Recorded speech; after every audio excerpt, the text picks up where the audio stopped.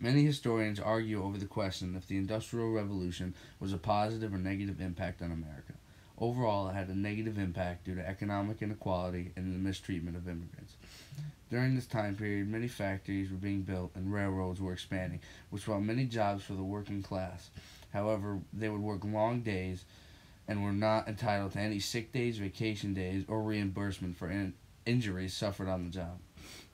With these workers suffering injuries, not getting decent pay, and working long work weeks and days, labor unions emerged, and they were created so that workers may be able to receive a fair pay and decent working conditions.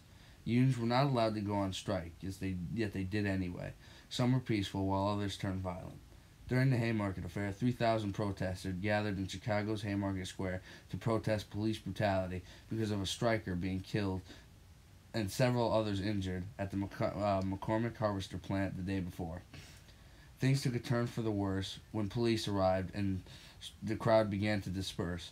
An anonymous protester threw a bomb at the police, killing several in the process. The police began to shoot open fire on the protesters, and several died in the chaos that followed it. After that day, the public began to disapprove of the labor movement. It's interesting that labor unions were created to make life better for workers, but it ended up causing riots, loss of life, and most workers lost their jobs. We can also look at these captains of industry and the way they lived life compared to the life of the working class citizens.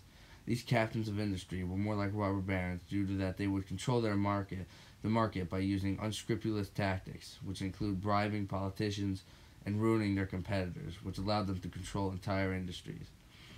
The problem was that these entrepreneurs would have all the money in the world, yet they would still pay their workers low wages and keep them working in dangerous conditions, while they lived in giant mansions made of gold, and these workers lived in cramped apartments with 4 to 5 people with nothing but a sack of clothes on their back. Now we can examine how immigrants were treated unequally in America, and that they lived in places no better than where they came from. A prime example is nativism, which is the favoritism of native-born Americans over immigrants. They gave rise to anti-immigrant groups that demanded for immigrant restriction. Natives believed that Anglo-Saxons, the Germanic ancestors of the English, were superior to other ethnic groups, and that those immigrants came from so-called wrong countries. Along with the disapproval of some immigrants, Congress passed a bill in 1887 that would require immigrants to pass a literacy test that would determine if they can enter the country or not. However, the bill was not passed. It wasn't until 1917 when a similar bill would be passed into a law in spite of President Woodrow Wilson's veto. This would overall restrict how many immigrants were able to come to the country. For those immigrants that were able to make it through, life was hard. As more and more immigrants began to come over, cities were growing at an extreme rate. As working class families began to purchase housing on the outskirts, immigrants would move 2 or 3 families into a one-family apartment, which made things overcrowded and unsanitary. Along with most apartments, there was a problem with cities being able to supply running water. Most families had to get their water from faucets from the streets. Overall, the life that immigrants lived were terrible. They had no running water, they had to get it from the street, lived in crowded apartments where it was dirty, unhealthy, and filled with disease. But on the other hand, there is evidence that suggests that immigrants had more opportunities and were able to live in better conditions. Like this picture of a few immigrant men standing in front of their successful food shop just shows that these immigrants had their opportunities and they made the best of it. Also, in a poem written by Emma Lazarus, it talks about America being the golden doors to freedom, salvation, and a new life. However, this life wasn't as pretty as they thought.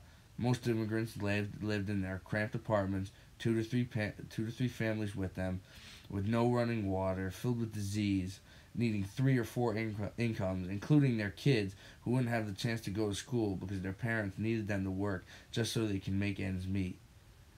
Also, a testimony by Joseph Finnerty, an Irish immigrant, claimed that he got less wages now than he did 14 years ago when he lived in Europe. So it shows that they were getting paid less and worked a lot more. In the end, there was economic inequality between the working class and the so-called captains of industry, in the manner in which they lived and how they were treated. Working class worked long days, made little pay, and lived in cramped and disease-filled apartments, while these company owners lived in their mansions made of gold. while the immigrants were discriminated against, had little opportunities in America, and the state in which they lived their daily lives was no better than the ones they left behind, which all explains why the Industrial Revolution had a negative impact on America.